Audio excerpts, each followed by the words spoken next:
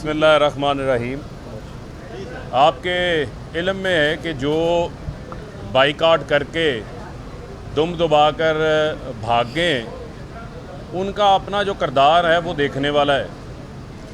کہ بائیکاٹ بندہ کرتا ہے، کسی کی کوئی ہائی مورل گراؤنڈ ہوتی ہے یا کوئی کیس آپ کے پاس ہوتا ہے۔ پہلے آپ نے دیکھا کہ جب امریکہ کی سازش کے تحت رجیم چینج کا معاملہ آیا تو ان لوگوں نے سندھ ہاؤس کے اندر ضمیروں کی خریداری کی منڈی لگائی، سندھ ہاؤس کو چھانگا مانگا بنا لیا اور قومی اسمبلی میں لوٹے بنائے۔ قومی اسمبلی میں تو ان لوٹوں کے ووٹ نہیں کاسٹ ہو سکے، لیکن پنجاب اسمبلی میں حمزہ شہباز یعنی نلائق اعظم شہباز شریف کے جو صاحبزادے ہیں اس کو وزیر اعلیٰ بنانا تھا، تو اس کو جو ہے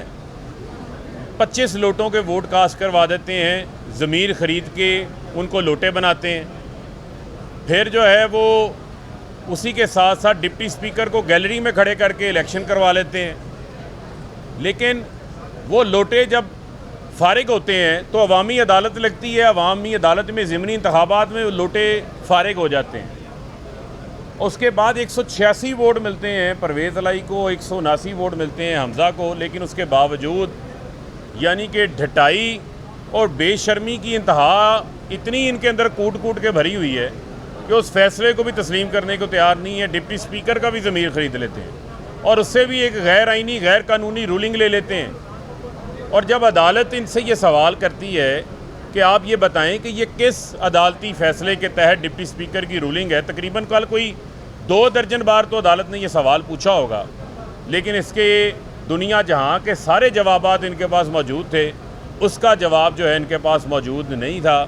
یہ مجھے کیوں نکالا 2 کی قسط جو ہے انہوں نے چلائی ہوئی ہے، اور آپ کے علم میں ہے کہ ایک فسادی خاتون جو ہے وہ مسلم لیگ نون کے اندر بیٹھی ہوئی ہے جس کا کام ہی فساد اور فتنہ پھیلانا ہے، کوئی ادارہ اس سے محفوظ ہی نہیں ہے،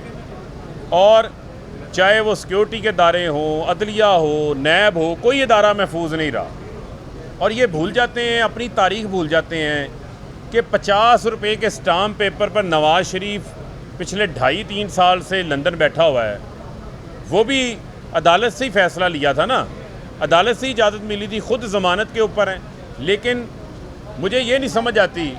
کہ فضل الرحمان کا ایک ممبر بھی نہیں ہے پنجاب اسمبلی میں، شاید ووٹ بھی ان کے درجنوں میں ہوں پنجاب کے اندر۔ اسی طریقے سے MQM کا ایک ممبر نہیں ہے، اسی طرح باپ پارٹی کا کوئی رکن نہیں ہے، بھوتانی صاحب کا کوئی سٹیک نہیں ہے پنجاب کے اندر، پیپلز پارٹی کے بھی چند ووٹ ہیں، وہ بھی چند ممبران ہیں، اور ووٹوں کی حالت تو یہ ہے کہ وہ ووٹ ان کے دوربین لگا کے ڈھونڈنے پڑتے ہیں، بلکہ ہمارا جو کرکٹر بابر اعظم ہے اس کے سکور زیادہ ہوتے ہیں، ان کے انتخابات میں پیپلز پارٹی کے ووٹ کم ہوتے ہیں۔ لیکن یہ لوگ جو ہیں وہ پنجابی کی مثال ہے کہ چاچے مامے بنے ہوئے ہیں، یعنی انہوں نے یہ فیصلہ کر لیا ہے کہ نون لیگ کو ذلیل و رسوا بھی کرنا ہے اور ان کو محاذ رائی کرا کے ان کے تابوت میں آخری کیل ٹھونک رہے ہیں۔ اور بلاول کل کھڑے ہو کے خوشی کے لڈو پھوٹ رہے تھے ان کے دل میں کہ جس نے ان کو سڑکوں پہ لاڑکانہ کی گھسیٹنا تھا ان کو گھسیٹ کے اس حالت پہ پہنچا دیا ہے کہ نہ وہ آگے کے رہے ہیں نہ پیچھے کے رہے ہیں۔ عوامی عدالت سے بھی مسترد، یہاں آئین اور قانون کی عدالت میں بھی دم دبا کے بھاگ گئے ہیں، بائیکاٹ کے پیچھے چھپ گئے ہیں۔ تو میں یہ سمجھتا ہوں کہ یہ ان کا ہمیشہ سے وتیرہ رہا ہے کہ ایک طرف سے اگر کوئی بات نہ مانے تو اس کو بریف کیس دے کے خرید لو، جو بریف کیس سے نہ مانے اس کی آڈیو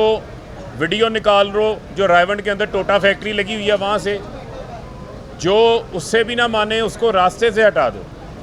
FIA کا کیس دیکھ لیں، مقصود چپڑاسی دیکھ لیں، ڈاکٹر رضوان کا معاملہ دیکھ لیں، یہ تمام ان کی تاریخ ہے،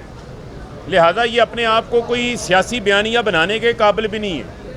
یہ کوئی سیاسی شہید بھی نہیں ہے۔ صاف صاف معاملہ ہے کہ 186 والے پہ 179 والے کو کیسے حاوی کیا جا سکتا ہے، کیسے اس کو جو ہے وہ